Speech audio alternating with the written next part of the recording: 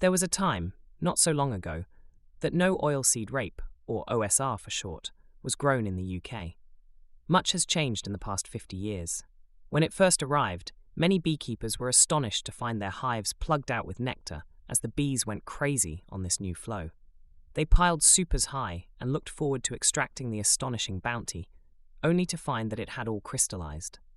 Bob Halsey of Colsterworth Honey described this scenario to me, which he remembers from when OSR arrived in Lincolnshire in 1975. Lessons were learned. By the early 2010s, the UK grew so much of the stuff that we were the 5th biggest exporter of OSR in the world. In 2012, the UK grew 700,000 hectares of OSR, but it has been on the decline ever since. A decade on, we are now a net importer with a predicted area of just 280,000 hectares. In an eye-opening article, James Warner of United Oilseeds says that this move from net exporter to net importer will cost the UK economy £1 billion per annum. What's so great about oilseed rape anyway? I looked up a ranking of different cooking oils by healthiness and got the following, with the healthiest first. 1 extra virgin olive oil, avocado oil, high in monounsaturated fats, which are linked to heart health. Contains antioxidants and bioactive compounds. Extra virgin olive oil has a relatively low smoke point, so it's best for low to moderate heat cooking or finishing dishes. Avocado oil has a higher smoke point, making it versatile. 2 high oleic sunflower oil, rapeseed oil, peanut oil, high in monounsaturated fats and relatively stable under heat. Rapeseed oil is also high in omega-3 ALA and low in saturated fat, so rapeseed oil, known as canola in North America, is quite healthy. Caveat: highly refined versions may have fewer beneficial compounds compared to less processed oils. 3 unrefined sesame oil, walnut oil, flaxseed oil, rich in polyunsaturated fats, including omega-3 in flaxseed oil and flavor. Caveat: low smoke points, best used raw or as finishing oils. Flaxseed oil is delicate and prone to oxidation. 4 high-heat refined oils, e.g. refined olive, corn, soybean oils, often less expensive and have neutral flavors, suitable for frying.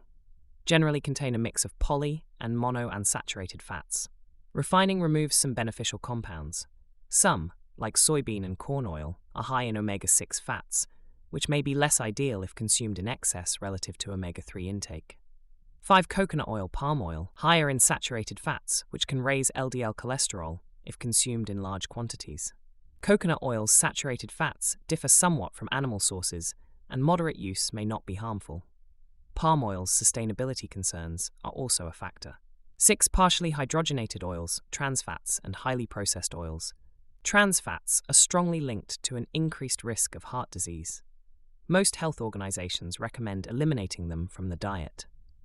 Note: many countries have banned or severely restricted partially hydrogenated oils. Given its relative healthiness and high smoke point, it's not surprising that rapeseed oil is the most consumed oil in the UK. As James Warner says, rapeseed oil is by far the most consumed edible oil in the UK, accounting for 40% of total oil demand. For context, it's 13 times more important than olive oil. Of all the major edible oils, rapeseed, sunflower, palm, olive, soy, OSR is the only one that is commercially viable to grow in the UK. We used to be self-sufficient in OSR, meaning we had 40% food security on edible oils, which is already quite low. However, after the decline in UK OSR production we have seen in recent years, today we produce just 20% of domestic edible oil consumption, relying on imports for the rest.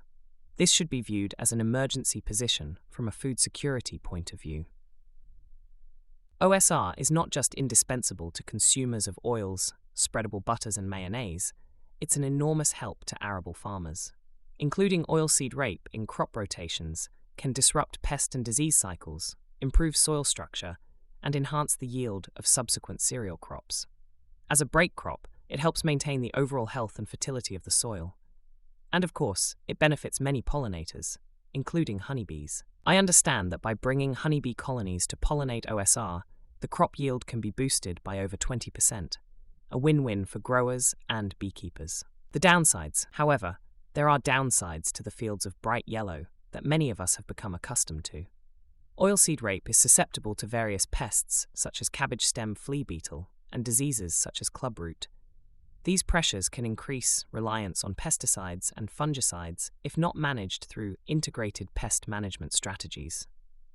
Historically, neonicotinoid seed treatments help manage pests, but these have been banned or heavily restricted in many places, including the UK and EU, due to their harmful effects on bees and other pollinators. Without these treatments, some farmers struggle to control certain pests effectively. In 2013, the 3 main neonicotinoids were banned for all oilseed rape uses both in the UK and the EU, at least in theory, and in all crops, again in theory, from 2018 onwards. It has become progressively more difficult to successfully grow oilseed rape because of the cabbage stem flea beetle. Lower crop yields can make growing it unprofitable or not worth the risk, so other crops are grown instead. And that means that we now import half of the rapeseed oil that we consume. Imported rapeseed oil. Most of our imported rapeseed oil comes from EU countries and Ukraine, with lesser amounts coming in from Canada and Australia. Strangely, since the war in Ukraine, production of oilseed rape has actually increased slightly, and exports are managing to get out through the Black Sea. And guess what? Ukraine does not have a ban on neonicotinoids. Emergency derogations. The EU has done a terrible job of enforcing the neonicotinoid ban because of the loophole that is the emergency derogation. The principle of allowing derogations for the use of a specific plant protection product at a member state level stems from Article 53 of Regulation 1107/2009. This permits neonics for limited and controlled use, where such a measure appears necessary because of a danger which cannot be contained by other reasonable means.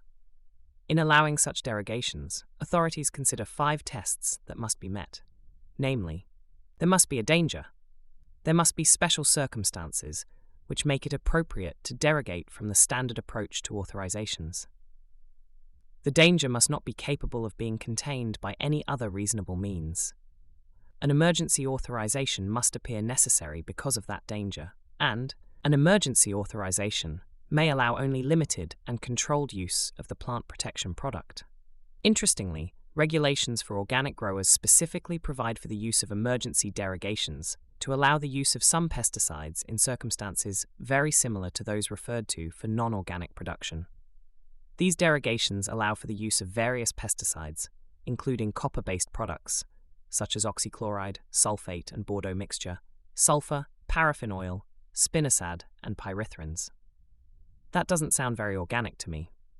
But I digress. We have offshored neonic usage. In many EU countries, including those which export rapeseed oil to the UK, the emergency derogations have consistently been used to allow the use of neonics. The majority of neonic derogations are for sugar beet, but plenty go to oilseed rape too. So the neonic ban has been a gut punch to UK growers, and we now import loads of other stuff from countries that get around the rules. We have not reduced neonic usage, we have offshored it. Silly, right?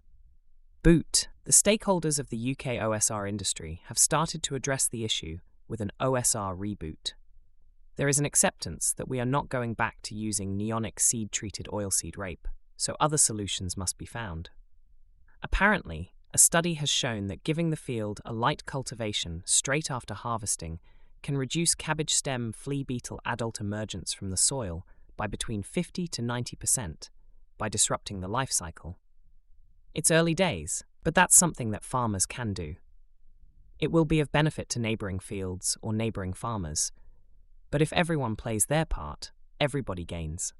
It is a shame that the UK economy has taken such a big hit from the reduction of oilseed rape grown here.